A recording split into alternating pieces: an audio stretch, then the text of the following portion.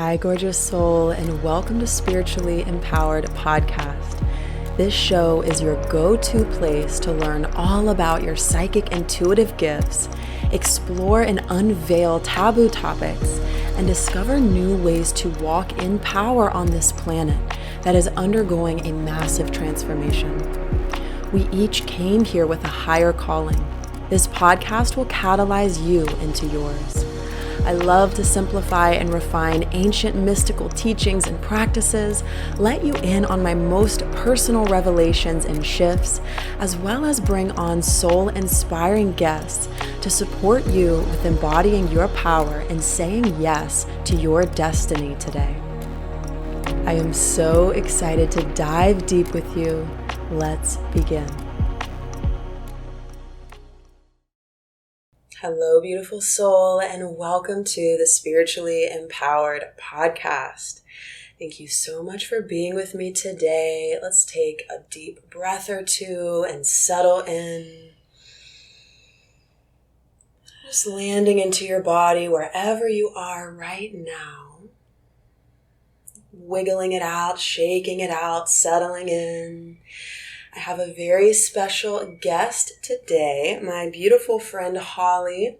She is a special soul with a lot of air in her chart, which I'm sure I will want to dig into just a little bit more.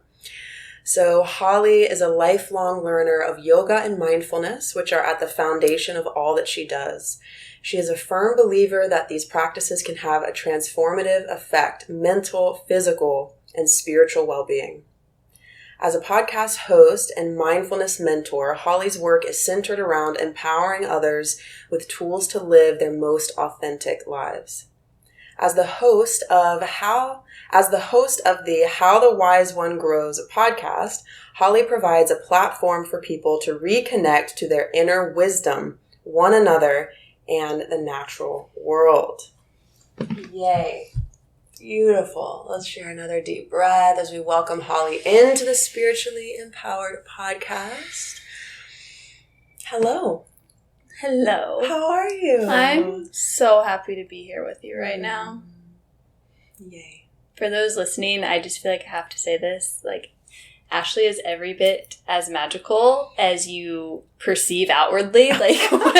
Stepping into her home, I'm like, none of it's a show. It's all real and truly rooted in how you're living your life. So I'm just really excited to soak you in person today. Yay. Thank you. That's sweet. Just taking that in.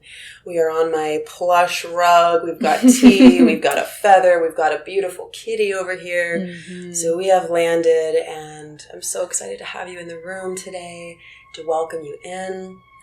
So my first question would be, what does being in your spiritual power mean for you? A big question. I know, right off the bat. I love it though.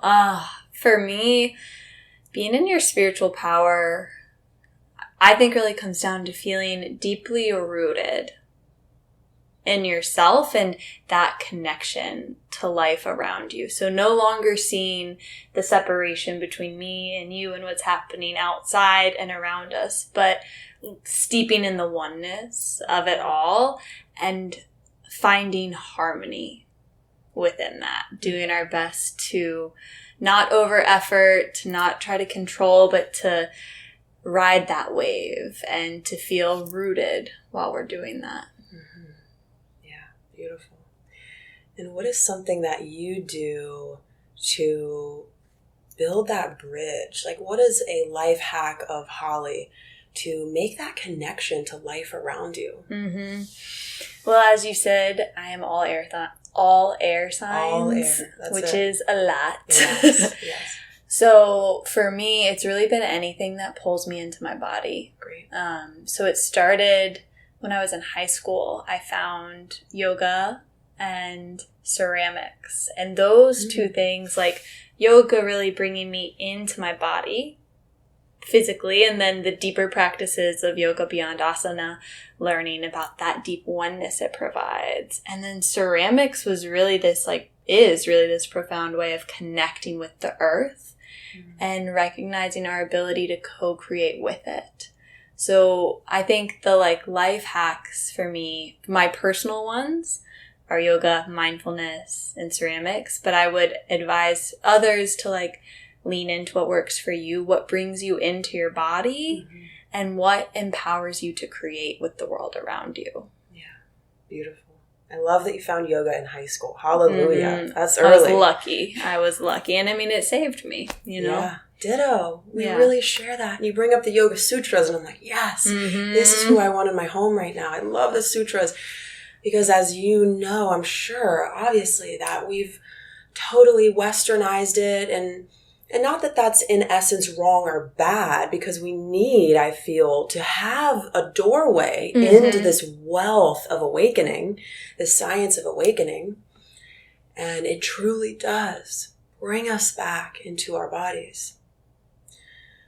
So how often do you do your practices? How do they compound? Do you meditate less now because you've been doing it for many years? What is it that you repeat in your daily life? Is it like a breath practice in the morning, or like do you do ceramics every week? What's your flow with that? So again, this is something that has evolved a lot. When I first found these practices, again, I was in high school, and it ended up being like Saturdays were the day I would go to yoga and I would get in the ceramic studio. And it was like a weekly ritual then. At the beginning of finding yoga, I was practicing a lot of asana. I was a very hardcore Ashtangi. Daily practice was essential.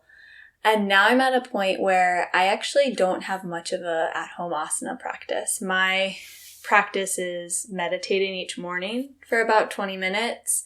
And then for the last about 10 years now, it's really been a practice of journaling. So having time to meditate and then sit and reflect and be with my thoughts. And then something that gets me in the body, whether it's a walk or a run or a swim, whatever. And with ceramics, I wish I could say I was getting in every week. I have not been lately. But again, that's something that comes and goes in waves of... There was a big chapter of my life where it was almost every day, and now we're in a little bit more spaciousness from it. Yeah, beautiful. Great. How important do you feel? Because I sense in you, as a business owner, devoted to your path, something that I see in people who have a business and who are walking that path successfully, which means whatever that means for you, success, whatever that means for you. How important are the daily practices? Like, how important is that daily devotion? Like a 20-minute meditation sounds like a lot for an anchor in a day, but I know wherever I'm at, I also have a devotion to a daily meditation practice. How important is it for people to know around clicking in every day, doing something every day? Yeah. I mean, for me, it is absolutely essential, and like beyond any sort of business or entrepreneurship, like that's not why I practice and why I have these grounding practices. I have it because it's what I need for my like baseline being a human in this life function. Great. So I show up for those practices for me every day. Yes. And as someone who like my work is dedicated to sharing these practices, it inevitably weaves. Like I cannot be teaching this and supporting others without living this and having support for myself. Yeah. So I see it as inextricably linked. You know, I can't be offering authentically if I'm not living authentically. And that also means like changing course. That also means like allowing those things to evolve as I evolve, and listening to when things are a no and no longer a yes, and being willing to meet yourself where you're at day to day. But to me, the practices are important to show up for whatever's there. And like today, my meditation was like rolling out of bed onto the couch and lying down with a blanket meditating. When I first started, it was I would wake up and I would pour a cup of coffee and get back in bed and meditate while drinking my coffee for 5 minutes. You know, it can be as big or as small as is supportive for you where you're at each day. I love that. There's so many ways to settle back into our body. And my tantric teacher, Sean Root, talks about when you're settled That's it. That's awakening. That's enlightenment, Mm-hmm. is feeling settled in your body and being in the place that you're in. Because why else are we here if not to be here fully? Exactly. I want to dig into your story a little bit and then unveil the gems that you've received on your path that have led you to being of service. Like, I bow to your passion to help other people. What I've seen, especially working in the addiction field, is the foundations are everything. How we hold our body, how we breathe, what do we do with the mind? Yoga has a map. What do we do with the mind? Yoga can help you with that. How do we feel through the emotions in the body? The system of yoga can help with that. So take us on a journey, if you're open to it, about your story of from pain to purpose. Who was Holly before the yoga? And share whatever you feel called to share about that. And then what was the turning point for you? So take us on, like, you know, the not so happy-ish side of things, which generally leads us somewhere, that hero-heroine's journey. Yeah. So share whatever you feel called to share about your story. So, are you guys ready? We're going to go on the journey of Holly. All right. So, starting at my birth. Great. Okay. I was really resistant to coming out, and I ended up being an emergency C-section baby. And to me, when I look back on my life, I think I've always had some big resistance to transitions, starting with like transitioning to this physical life. As a kid, I had like a pretty naturally happy demeanor, but I was also incredibly anxious. And it came out in a lot of physical ways because I didn't know what it was. I always had stomach aches. I had serious attachment issues. I could not have a sleepover. Like, my parents would go to the grocery store and I would cry the whole time. You know, and it continued like well into my life. You know, even going to college was a big struggle. When my life really transformed was in high school, and I was 16 and found myself dating a bipolar heroin addict. Things I didn't totally understand at the time. I wasn't someone who was using, but I deeply loved someone who was. And in safely coming out of that situation is when I found yoga, because in that process, I had completely lost myself. I'm someone who like loves to a fault to give to others and can more easily focus on others than myself. And I don't think that's a truly positive thing all the time. And that was the first time it became really detrimental to me. And I completely felt drained. I didn't know who I was anymore. And I walked into a yoga class. I remember at the end, I was seated facing the back of my mat at the back of the room, and like just completely immersed, and knew that like this was something I dipped a toe in, that I was going to be submerged in. And it was the first coming home to myself.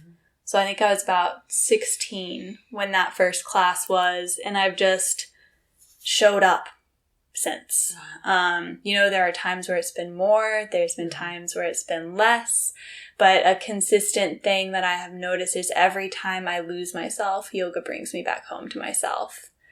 And the element that has become really important to me too was I first realized like, I know how to find home within me no matter what when I started journaling. I went on like my first trip by myself and felt confident because I now had these practices of yoga and journaling to ground me and help me find home and strength within myself instead of being so codependent on forces around me.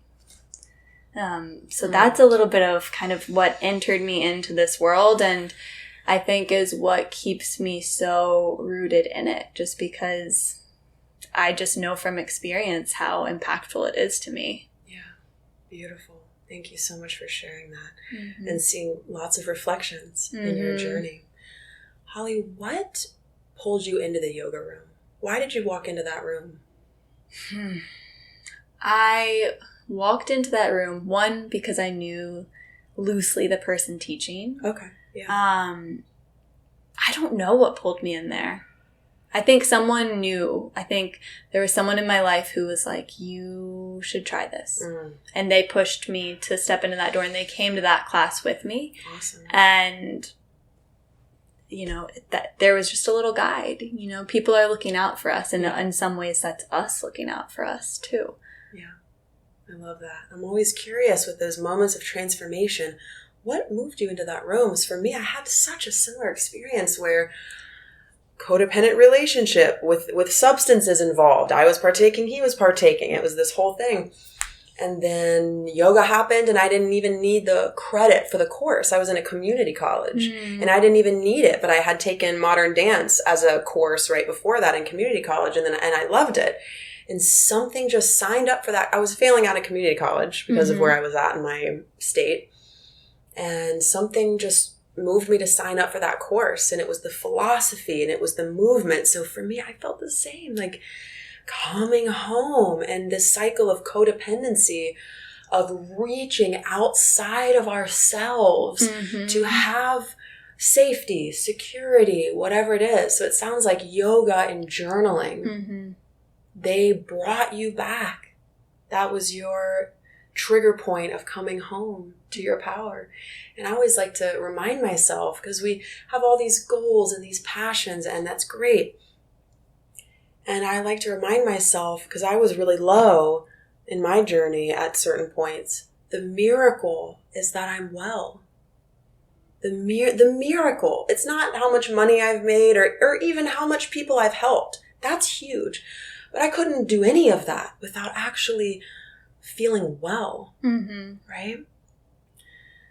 What are the core pieces of yoga that stand out to you the most? Because all that talk to us about the wisdom. What are the teachings that brought you back to life? And you can even share what are the teachings that are alive for you now, or what were the core teachings that just triggered you back into that remembrance of who you are? Yeah. I think the core teaching I always come to with yoga is that in Sanskrit, the word yoga means union or oneness. Yes. And I find that I was just having this moment as you and I were talking about codependency. It's so interesting that like codependency and seeing oneness can be, or maybe codependency can be harmful, but oneness holds that same light of like, I cannot be well unless you are well. However, we're still able to hold our sense of self and hold boundaries. Yes. And I think with that union comes acknowledging that wholeness means good and bad coexist simultaneously. When I was in therapy, my therapist looked at me one day and was like, do you want to be a happy person or a whole person? And I was like, oh, wow. That's what I've been forgetting about the teachings. It's not to be blissed out all the time or in this hyper grounded state. It's to be whole and to be willing to be with all of the waves of our lives and to make space for all of it. So that's the teaching that is really at the core for me. And right now I'm really resonating. I might be incorrect about the exact verse, but I think it's around Sutra 3.6. This one's just really landing with me right now. The verses before are talking about like the cycle of meditation. It's going through the last few of the 8 limbs of yoga. And the verse pretty much says like, we follow this cycle again and again. And the point is in the process, not the result. It's not to reach samadhi. It's about each time we sit, each time we step on the mat, each time we engage in this world, we're going to experience all of these things unfolding. And each time we show up, we're a beginner again. Each moment is new. So I'm really feeling connected right now to, if we're just going for that end result, we're missing the point. We're not supposed to have an end result. The process is what this life is. So rather than trying to get to a fixed place, I want to focus on learning how to find this steadiness within me as we ride these waves, because they're just going to keep on coming. So let's just find out how to find balance and harmony within that. Wow. I'm taking notes in my heart. It's so beautiful. So many gems. Yes, yes, yes, yes. You shared that so beautifully. Yoga is union. And I've even felt in my heart that it's a state. It's a noun. It's not a verb. You can't do yoga. You are yoga. Carl Jung talks about this. Tantra talks about this. Shamanism talks about this. There's threads in every path of this remembrance of duality and harmony, that dance of back and forth, and somehow being okay with that, being in your power around that. So why the hell do humans, and I love humans, I really do. I think I'm one. I'm pretty sure. I think maybe I may or may not be on an alien ship in another dimension, but I am a human. Why do we get really, I don't want to say hooked. So just want to share this. We were talking about words earlier, and words are really, really powerful. They are spells. So I want to be mindful of the words that I share here. Why do we focus so intensely on a destination? And is that maybe connected to our story of creation in the religion that many of us grew up surrounded by, wherein, and I love religion, I'm into it, and you're welcome here in this space, whatever you practice, take or leave this. And our story in the Western world of creation and our story of what God is mainly, largely, at least from my experience, connected to a heaven that we're waiting for.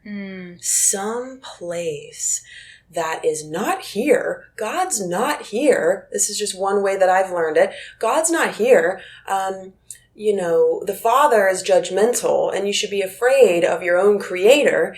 And a world, it's like we're always waiting for some perfect place. And that's why I'm in love with shamanism, because it's like, I love this quote. I think you'll appreciate this. My shamanic teacher, Alberto Violdo, my main shamanic teacher, he says, so many are waiting for eternity. The shamans are saying, how about tonight? Oh, it just tickles me. It's so like, good. It's sexy. It's like, wow. Yeah. And that brings me to your essence of mindfulness and waking up in the dream and being here now. So with that, where did we get that programming, Holly? Do you feel like of focusing too much maybe on a goal and a destination? Where do we get there? Where did you get that? Maybe that'll be a good way to start. Yeah, because I think you touched, if we're going to go to religion, I think that probably would be my best guess of where we deeply get that. And for me, I think so much is passed down. When I was actually in my yoga teacher training, I remember them saying that like the people who love you in your life might not be able to understand this, and they're going to want to know like a clear plan or a path or what you're doing. And that can be really hard because it's not always that way. But we have to acknowledge that they're coming out of that from love, because for humans, so much is out of our control that I think having some sort of plan or destination gives us this false sense of control. Yeah. So we want that for ourselves to feel like we're in control, and we want that for those that we love to feel like they're supported and taken care of. So I think that in my life, and I think for many of us, there is this perception of like these goals, these things, these to-dos in some backwards way of like, this is how we're showing love. This is how I feel like you'll be safe and protected.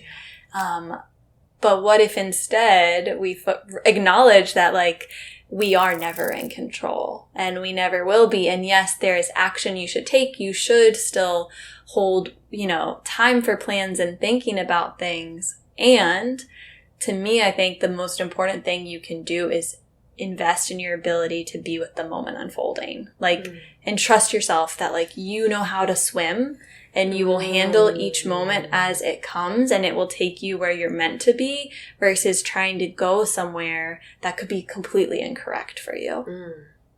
Yeah, I think you hit the nail on the head right there. Control in this thing of safety. And sometimes, maybe all the conditionings, I was going to say, maybe everything is with good intention. Okay, maybe. I believe that there's the seed or the bud of positive intention in everything. Love is the law, right? And beautiful, beautiful. I love that. Okay. So with time purposes, Holly, tell us about how do you bring your clients and your people that you help and support on your podcast and in your work and touch on that. Share with us what you do in the world. And what are the teachings that tend to come through you the most to put that into like an hour class, right? To like drop those seeds, because yoga and enlightenment is a removal in a way. One way to look at it is it's an undoing. It's a, Taoism. It's like the uncarved block. And Tantra is like, what's in the way? What's in the way of you being in love here and now? So how do you bring that through in your teachings with other people? Yeah. So I think at the root for that, for me, is really, I think we have to first recognize and acknowledge our own suffering in order to recognize and acknowledge the suffering of others. So first, I need to be like radically honest with myself and be willing to be with my pain so that I can be there for that in you and to have compassion for it, to see our common humanity and to acknowledge that like all of these big feelings, all of these experiences don't make us bad. They make us whole. And holding compassion for all of it. So holding compassion for myself first so that I can then hold compassion for you.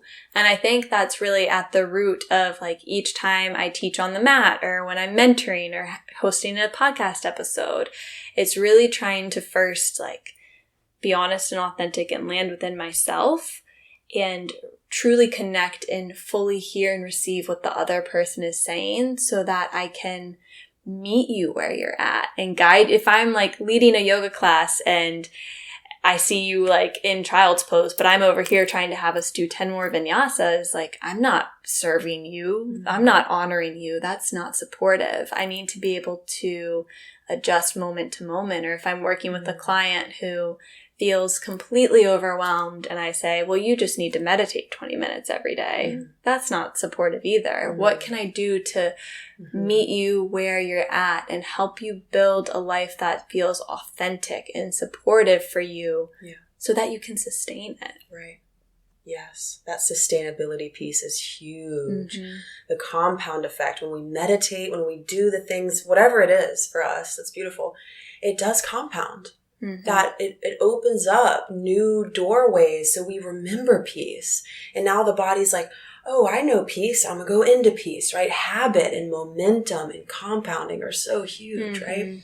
I love that. Great. So you talked about attunement and how you connect with yourself gives you the capacity or the awareness and capacity to connect with who's in front of you. So I'm thinking about, Holly, this like, and I want to dig so deep into this. We'll definitely have you back and have more sister time when we talk about this. But I loved what you shared about, the codependency and the oneness, because they're a touch away. They're just a touch away because they're both an experience of oneness. One's just disempowered and one's empowered in the self. And it brings me to this teaching of the apricot, and this is from Chantel Raven of Embodied Awakening Academy, that a lot of people are like jelly on the inside and they're hardened on the outside. Because what you're doing in your groups, it sounds like you're intuiting, you're feeling, you're moving, and that's so key for a facilitator, right? So that means to me that you're an apricot. Let me explain. I want to be an apricot. I'm here for it. Delicious. Okay, perfect. Good, yes. What do they taste like? I don't remember. Anyways, so this teaching is you have a security in who you are. You have a core about you. So that allows you, in the way of balance, to be flexible out here. To be, isn't that cool? Yes. To be flexible out here. Whereas a lot of people are jelly on the inside, right? They're overcome with insecurities, which we all feel that, we've been through that to some degree. So we have compassion for that. And just this type of energy is like really gooey on the inside and it's immovable on the outside. So it has this front, right? It has this exterior. I feel, to a large degree, secure in who I am. So I'm okay with being vulnerable on the outside. Like, I'm okay with shaking a little bit and my face getting red because I'm in love with it. Yeah. I dig it. It's special to me. It makes me feel alive.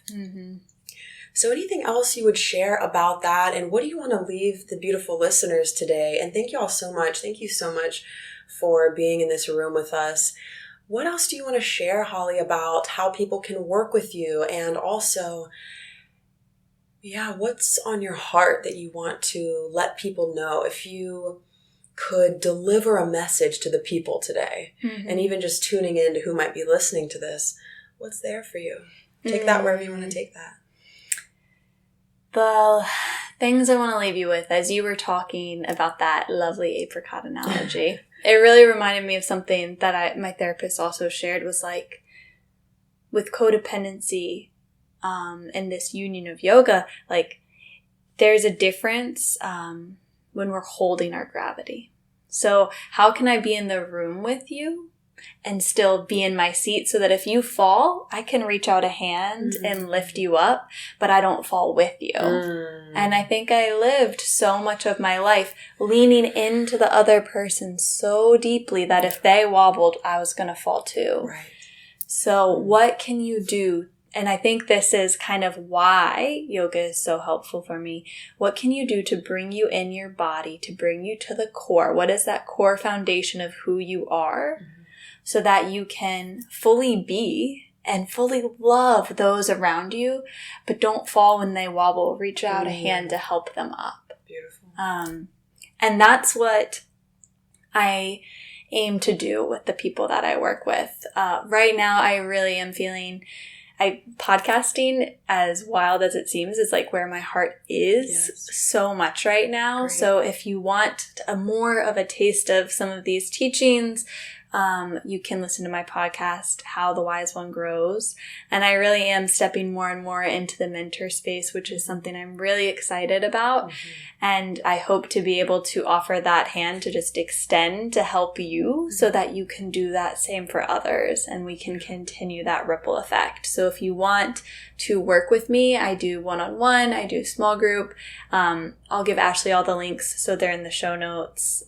And just even staying connected on social media, as like silly as it seems, when you're doing so much in the world virtually, having online spaces where you're like, there's an actual human that this made an impact with, like, makes a big difference. And it helps that energy and that work continue to spread. So following on social media is a great place to start and to get to know each other more and more as well, to see if working together does feel in alignment. Yes, thank you. Yeah. Y'all, Holly is a beautiful soul, and she expresses that wealth of personal experience that she has embodied. She expresses it in a way that's pretty rapidly effective and applicable, right? And so her teachings are so foundational. From what I've experienced with her teachings and her shares, they're foundational to a level of health and well-being. The deeper the roots, the higher we rise. And we also had a really fun conversation over on her podcast where she interviewed me. I'm really grateful for that. So I'll share all of her links in the show notes. And let's just share a deep breath or two and see if anything else wants to arise. And just really loving that visual of extending a hand, yet not falling into that, right? Knowing who you are as a, dare I say, separate self, dare I say, ego, right? Like, we're in these bodies for a reason. And awakening to oneness in that harmony, right? In that dance. Thank you so much for holding this space. You're welcome. Absolutely. Thank you deeply for being here, for sharing, and would love to continue on. Yes, please. Please check out Holly's things, y'all. It's really, really beautiful what she's doing in the world. And I agree that social media, I just like to say hi to people. Yeah. I just like friends. Yeah. I'm like, hi. Yeah. I'm like, what's your favorite planner for 2024? I'm like, there's so many ways that we can connect with each other. So beautiful. Let's share a deep breath, everybody. Thank you for listening. And I will catch you in the next episode. Love you so much. See ya. Thank you so much for tuning in today. I hope you absolutely loved this episode. And if you did, please remember to leave a review and share some love. I will see you in the next one.